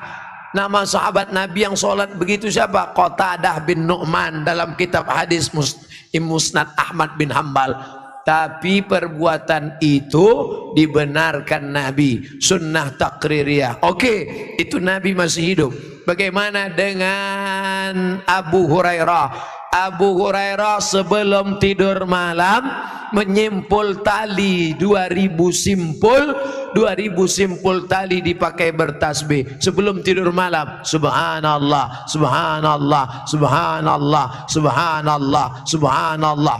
Ada diajarkan Nabi, hai orang-orang beriman, sebelum kau tidur malam ambil tali jemuran, buat 2000 simpul, sebelum tidur petik 2000. Ada? Tidak ada. Jadi kalau didefinisikan, kalau tidak dibuat Nabi bid'ah, engkau sudah memasukkan sahabat Nabi ke dalam neraka karena definisi yang singkat, yang pendek, pemiskinan. Oleh sebab itu ulama faham. Sudah saya tulis lengkap dengan dalil-dalilnya 444 halaman terkait masalah bid'ah. Tidak semudah itu saudaraku. Ada namanya Imam Ibnu Taimiyah. Imam Ibnu Taimiyah kalau selesai sholat subuh dia tidak keluar masjid, dia melihat ke atas membaca Al-Fatihah sampai terbit matahari. Bismillahirrahmanirrahim. Alhamdulillah rabbil alamin arrahmanirrahim maliki yaumiddin iyyaka na'budu wa iyyaka nasta'in sampai terbit matahari. Itu tidak pernah dilakukan Nabi. Kalau dipakai definisi, kalau tidak dilakukan Nabi bid'ah, berarti Ibnu Taimiyah sudah membuat bid'ah karena membaca Al-Fatihah dari sejak sholat subuh sampai terbit matahari. Maka jangan katakan bid'ah kalau tidak dibuat Nabi bid'ah. Ini tidak betul. Yang betul adalah kalau tidak ada dalilnya bid'ah. Selama ada dalil hadis qauli, hadis fi'li, hadis takriri, perbuatan sahabat, qiyas, ijma', maka perbuatan itu tidak bid'ah. Bagaimana pandangan Ustadz dengan laki-laki yang berambut panjang? Apakah itu termasuk menyerupai perempuan? Saya belajar ke salah seorang syekh. Ketika itu ada yang nanya, "Syekh, apa betul Nabi Muhammad itu rambutnya panjang?"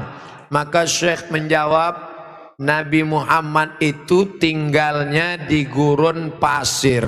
Gurun pasir itu cuacanya panas.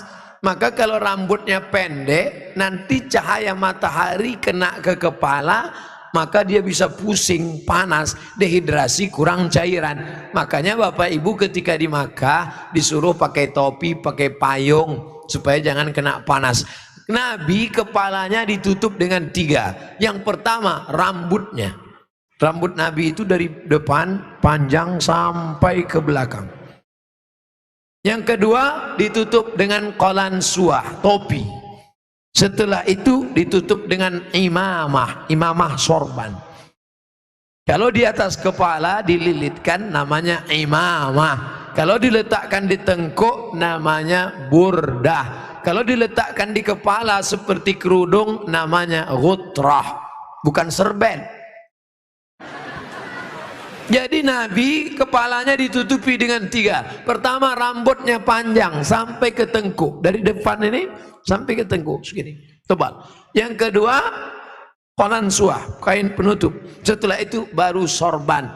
Maka kita pun, kami pun ketika kuliah dulu di Arab pakai sorban. Pakai untuk apa? Supaya jangan kena panas terik. Musim dingin di bawah derajat 0, 5 derajat, 10 derajat, di bawah 0 dingin, maka kepala juga ditutup pakai sorban. Sekarang kenapa Ustaz nggak pakai sorban? Saya sekarang kepanasan.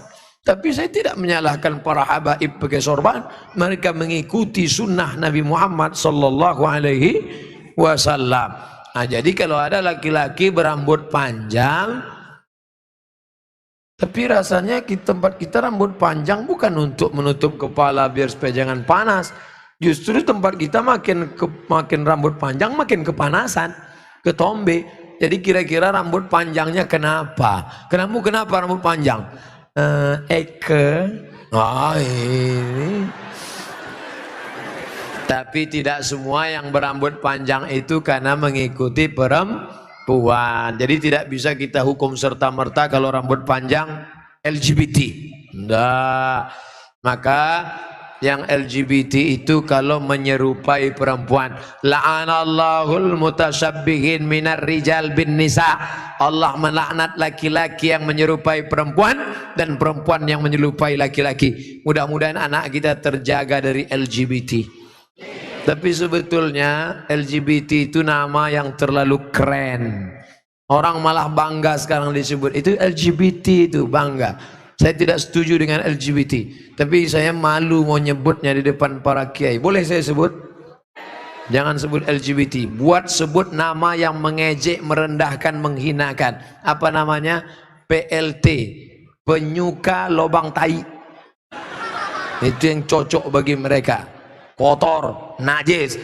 Zaman Nabi LGBT ini hukumannya man wajadtumuhu ya'malu amala qaumi Lut.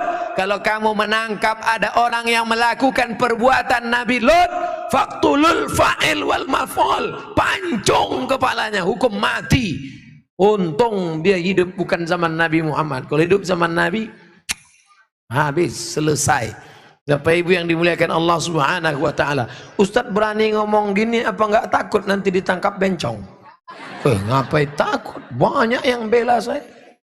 Tapi pas pulang nanti sendirian ngeri juga ini. Insyaallah wa ta'awanu 'alal birri wat taqwa, saling tolong menolong dalam kebaikan dan ketakwaan, wala ta'awanu 'alal itsmi wal udwan. Ingatlah saudaraku, ada satu kampung namanya kaum Sadum. Pernah dengar kata Sadum? Dari kata Sadum inilah muncul istilah sodomi. Sodomi artinya perbuatan orang Sadum, umat Nabi Lut. Bagaimana hukuman Allah? Ja'alna 'aliyaha safilaha. Bagian atas kami turunkan ke bawah, bagian bawah naikkan ke atasnya. Lalu kemudian amtarna alaihim, kami hujani mereka dengan apa? Hijaratan, batu-batu, min sijilim mandud, dari batu tanah liat yang dibakar di api neraka. Itulah sekarang di Yordania, tempatnya bernama Al-Bahrul Mayyit, bahru laut, mayit mati, Dead Sea, dead mati, sea laut, Dead Sea laut laut mati. Kenapa disebut laut mati? Karena airnya terlampau asin sampai ikan pun tidak bisa hidup di dalam. Orang kalau pergi ke laut mati ngapung di atas karena kadar garam yang tinggi. Siapa yang punya kadas, kurap, kudis, gatal-gatal, mandi di situ sembuh. Di Yordania. Bapak Ibu yang dimuliakan Allah Subhanahu wa taala, Pompei salah satu kampung yang diisi oleh homo. Lalu kemudian datang lahar dari bukit turun ke bawah, rata dengan tanah, sampai mereka berubah menjadi patung-patung batu karena ditimpa oleh lahar. Tidak sempat merubah ekspresi wajah. Ekspresi wajah orang homo yang mati dalam keadaan melakukan hubungan seksual terlarang tak sempat merubah dari wajah kesakitan dengan wajah penderitaan. Begitu yang dialami masyarakat Pompei. Oleh sebab itu kita berdakwah mengajak bukan karena benci, tapi karena ingin menyelamatkan supaya kita selamat. La ta'murunna bil ma'ruf, ajak mereka berbuat baik, wala tanhauna 'anil munkar, larang mereka jangan sampai melakukan perbuatan mungkar. Kalau kamu diam saja, aku tidak khawatir, kata Sayyidina Ali, aku tidak khawatir tentang betul dan batil, batil dan betul, karena dunia ini isinya betul dan batil. Yang aku khawatirkan adalah ketika kebatilan merajalela, orang yang betul diam. Karena orang betul diam, maka orang batil menyangka betul, yang betul menyangka batil, batil betul, betul batil. Orang yang betul diam, ibu yang betul diam, bapak yang betul diam, yang batil berkuar. Akhirnya yang batil merasa betul, orang yang betul diam 1000 bahasa. As-sakitu anil haq syaitan akhras. Orang yang betul tapi diam melihat kebenaran diinjak-injak, dia adalah syaitan akhras, setan bisu. Begitu kata Imam Abu Ali Ad-Daqqaq yang dikutip oleh Imam An-Nawawi dalam kitab Al-Minhaj Syarah Sahih Muslim Ibn Al-Hajjaj.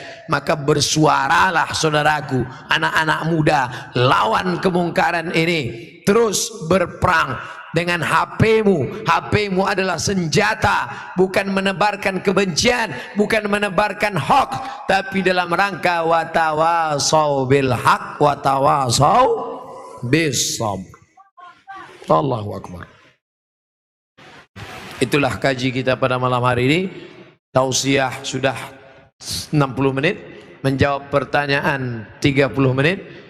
Pas setengah 11, dari jam 9, 10, setengah 11 kita lanjutkan dengan membaca doa ala hazihin niyah al-fatihah. A'udzu billahi minasy syaithanir rajim. Bismillahirrahmanirrahim. Alhamdulillahi rabbil alamin. Arrahmanir rahim. Maliki yaumiddin. Iyyaka na'budu wa iyyaka nasta'in. Ihdinas siratal mustaqim. Siratal ladzina an'amta 'alaihim ghairil maghdubi 'alaihim waladdallin. Amin.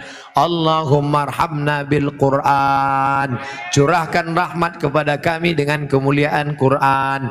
Waj'alhu lana imaman wa nuran wa hudan wa rahmah. Jadikan Quran sebagai imam kami, sebagai penerang cahaya kami, sebagai rahmat bagi kami ya Allah.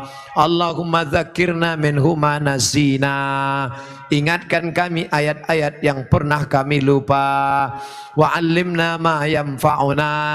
Ajarkan ilmu yang bermanfaat bagi kami ya Allah. Warzuqhu tilawatahu warzuq tilawatahu ana al-laili wa atrafan nahar. Berikan kami kesempatan untuk membaca Al-Quran pagi, petang, siang dan malam. Allahumma ja'al abna'ana wa banatina min huffazil Quran wal hafizat. Jadikan anak-anak kami menjadi para penghafal Quran. Minal mujahidina fi sabilik bi amwalihim wa anfusihim. Mereka berjuang menolong agamamu dengan harta dan nyawa mereka. Allahumma dafa'an al-ghala wal waba wal fahsya wal riba wal liwat wal zina wal munkar. Selamatkan negeri kami dari malapetaka bencana, dari musibah, dari LGBT, dari perbuatan zina, dari riba, keji dan munkar. Allahumma a'inna, tolong kami, ala zikrika, supaya hati kami selalu berzikir mengingatmu, wa syukrika, selalu bersyukur padamu, wa husni ibadatik, selalu beribadah dengan ibadah terbaik. La tada'lana dzamban illa ghafartah. Keluar dari majlis ini dalam keadaan bersih dari dosa. Wala dainan illa qadaita. Tolong kami melunasi hutang piutang riba.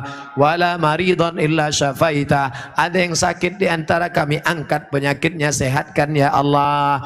Wala mayitan illa rahimta. Yang sudah meninggal dunia, lapangkan kuburnya. Wala aziban illa zawajta. Yang lajang, yang gadis ingin menikah, mudahkan jodohnya. Wala raghiban illa anjabta. Yang ingin punya anak, berikan anak yang saleh dan salihah.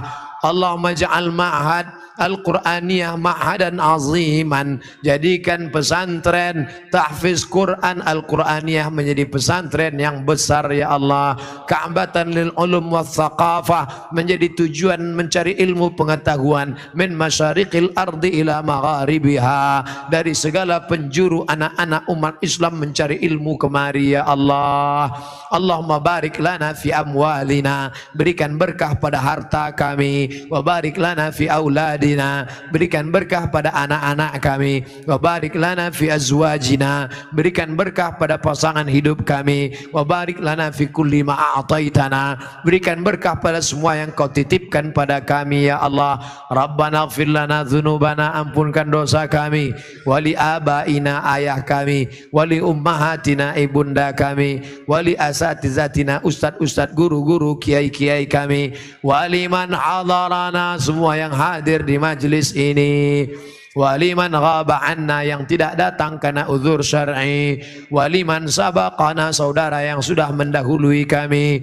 Rabbana atina fid dunya hasanah wa fil akhirati hasanah wa qina adzaban nar. Allahumma ja'al akhir kalamina 'inda intihai ajalina, ketika ajal kami tiba, jadikanlah yang terakhir keluar dari mulut kami la ilaha illallah Muhammadur Rasulullah sallallahu alaihi wasallam. Wa sallallahu ala sayyidina wa maulana wa syafi'ina wa zukhrina Muhammad wa ala alihi wa sahbihi wa sallam. Walhamdulillahi rabbil alamin. Taqabbalallahu minkum minna wa minkum taqabbal ya karim. Terima kasih segala perhatian, mohon maaf segala kekhilafan. Pulang dengan tenang, jangan berdesak-desakan. Tunjukkan Islam agama yang damai dan bersih. Tadi datang kemari dalam keadaan bersih, tinggalkan lokasi ini dalam keadaan suci dan bersih. Ambil botol-botol, tisu-tisu, koran-koran, sampah-sampah, buang pada tempatnya. Terima kasih segala perhatian, mohon maaf segala kesilapan. Wassalamualaikum warahmatullahi wabarakatuh.